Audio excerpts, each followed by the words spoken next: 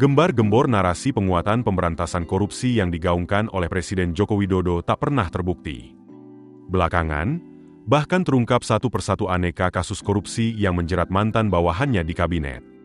Terbaru adalah kasus yang menjerat ex-Menteri Pendidikan, Kebudayaan, Riset dan Teknologi, Mendikbudristek, Nadiem Makarim. Ia ditetapkan sebagai tersangka kasus dugaan korupsi pengadaan laptop berbasis Chromebook. Kasus korupsi yang menyeret Nadiem ini ditaksir menyebabkan kerugian keuangan negara hingga 1,98 triliun rupiah. Penetapan ex-Mendikbudristek tersebut dilakukan setelah Kejaksaan Agung memeriksa 120 saksi dan 4 ahli dalam perkara itu. Kasus Nadiem Makarim menambah panjang daftar menteri era Presiden Joko Widodo yang tersandung kasus korupsi. Selain Nadiem, ada pula mantan Menteri Agama era Jokowi, yakni Yakut Holil Qomas yang telah dicekal bepergian ke luar negeri lantaran tersandung kasus korupsi kuota haji yang tengah diselidiki oleh Komisi Pemberantasan Korupsi atau KPK. Jika ditarik ke belakang, sudah ada 7 menteri lainnya di era Jokowi yang tersandung kasus korupsi. Pertama, Syahrul Yassin Limpo, SYL. Mantan Menteri Pertanian, Mentan, di era Jokowi ini ditetapkan tersangka oleh KPK pada pertengahan 2023. Ia dijerat dengan pasal pemerasan, gratifikasi hingga tindak pidana pencucian uang, TPPU. Pada proses peradilan, Majelis Hakim Pengadilan Tindak Pidana Korupsi, Tipikor, Jakarta memvonis SYL 10 tahun penjara. Kedua, Johnny G. Plate. Mantan Menteri Komunikasi dan Informatika ini menjadi tersangka korupsi proyek Menara Telekomunikasi BTS 2020-2022 senilai 8 triliun rupiah. Setelah proses peradilan berlangsung, Johnny G. Plate divonis 15 tahun penjara dan denda 1 miliar rupiah. Ketiga, Juliari Peter Batubara. Mantan Menteri Sosial ini terlibat korupsi dana bantuan sosial, Bansos, COVID-19.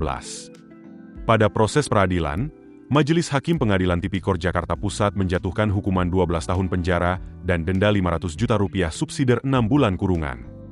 Keempat, Imam Nahrawi. Mantan Menteri Pemuda dan Olahraga, Menpora, ini mengundurkan diri lantaran menjadi tersangka kasus suap dana hibah KONI. Ia dijerat sebagai penerima suap dan gratifikasi bersama asisten pribadi Miftahul Ulum. Berkaitan dengan perbuatannya ini, Imam Nahrawi dijatuhi hukuman 7 tahun dan dijebloskan ke lapas Sukamiskin. Ia ditahan sejak 2019 dan bebas bersyarat pada Maret 2024 lalu. Kelima, Edi Prabowo. Mantan Menteri Kelautan dan Perikanan ini ditangkap atas kasus korupsi ekspor benur.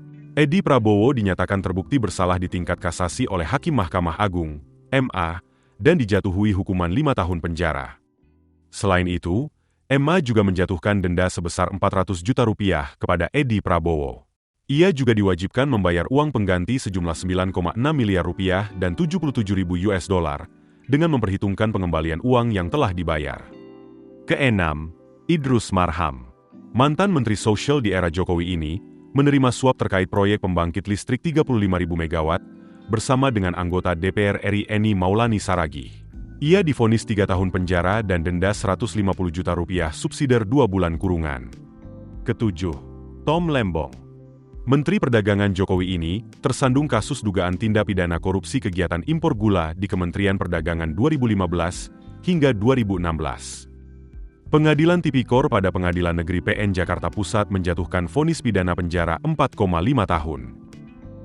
Majelis Hakim menyatakan, Tom Lembong terbukti secara sah dan meyakinkan melakukan tindak pidana korupsi secara bersama-sama dalam kegiatan importasi gula.